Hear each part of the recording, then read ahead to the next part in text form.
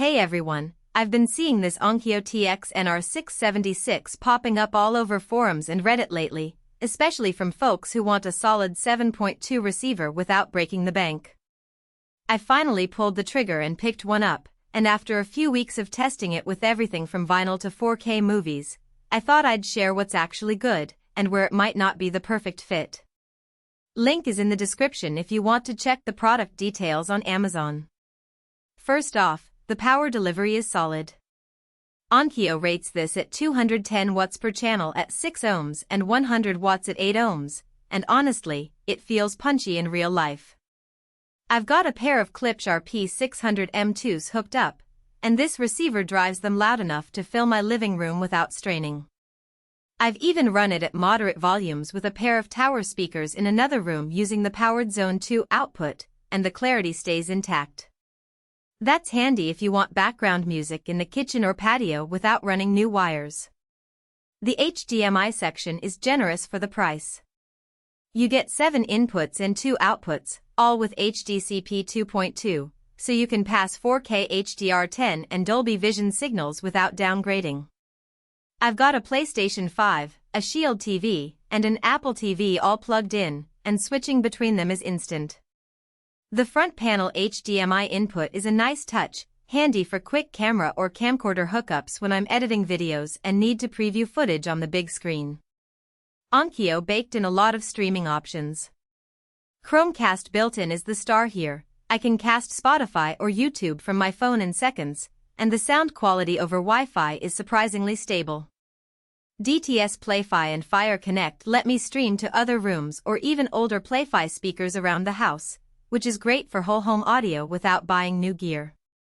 Bluetooth is there too, so I can throw on a pair of wireless headphones for late-night listening without waking anyone up. I've also been impressed by how quiet this thing stays. Even when I crank the volume halfway, the fan noise is minimal, and the signal processing feels clean.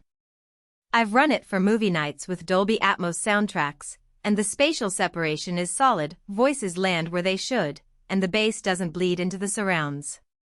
It's not a Denon or Yamaha high-end model, but for the money, the imaging is better than I expected. One practical thing I like is the setup assistant. Onkyo's auto-calibration with the included microphone actually works well.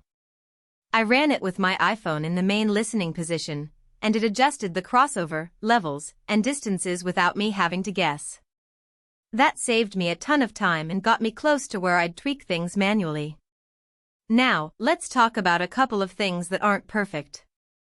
The remote feels a little dated, plastic buttons, no backlight, and the layout isn't intuitive if you're used to modern streamers.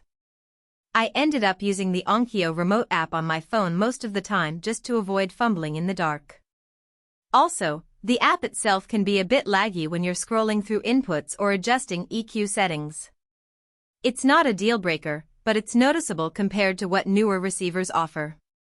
Another thing to keep in mind is the power consumption. Even in eco mode, this receiver draws a fair bit of power when it's idling. If you're eco-conscious or running it on a budget, you might want to pair it with a smart plug to cut the juice when you're not using it. So, who's this receiver really for? If you're upgrading from an old 5.1 setup and want something future-proof with 4K HDR, built-in streaming, and enough power for medium to large rooms, this is a solid pick. It's also a great starter receiver if you're dipping your toes into Atmos without spending Denon-level cash.